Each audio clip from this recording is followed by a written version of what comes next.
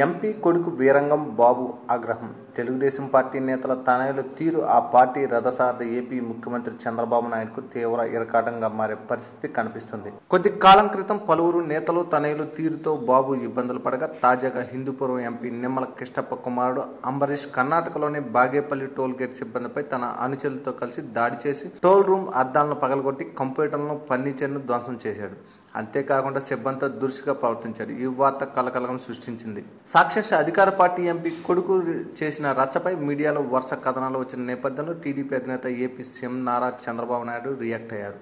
మీడియాలో వస్తున్న కథనాలపై సీరియస్గా స్పందించిన సీఎం చంద్రబాబు ఘటనకు సంబంధించిన పూర్తి నివేదికను సమర్పించాలని పోలీస్ శాఖను ఆదేశించారు. ఎంతటి వారైనా వదిలిపెట్టేలేదని సీఎం స్పష్టం చేశారు. కాగా ఈ పరిణామంపై ఎంపీ నిమ్మల కిష్టప్ప స్పందించారు. టోల్గేట్ వివాదం విషయం కొత్త ఏమీ కాదని కామెంట్ చేశారు. గతంలో పలుమార్లు తమ వాహనం ఆపి గొడవ చేశారని తెలిపారు.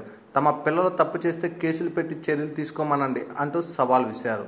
ఎంపీ కారు అని తెలిసినప్పటికీ కారును టోల్గేట్ సిబ్బంది పదే ఆపటం పరిపాటని ఎంపీ నిమ్మల కిష్టప్ప వ్యాఖ్యానించారు. ఈ తీరుపై గతంలోని కేంద్ర మంత్రి నితిన్ గడ్కరీకి ఫిర్యాదు చేశానని తెలిపారు. తన పిల్లలు ఉన్నత చదువులు చదివారని వారి బాధ్యతలు వ్యవహరిస్తారని నిమ్మల కృష్ణప్ప వెల్లడించారు. 30 ఏళ్లు పైబడిన పిల్లలు ఏ రోజు తప్పు చేయలేదని, తప్పు చేసుంటే సవరణ చేసుకుంటారని ఆయన వెల్లడించారు.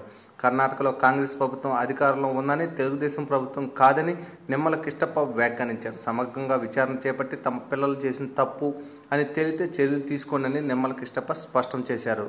For more videos, please subscribe our channel.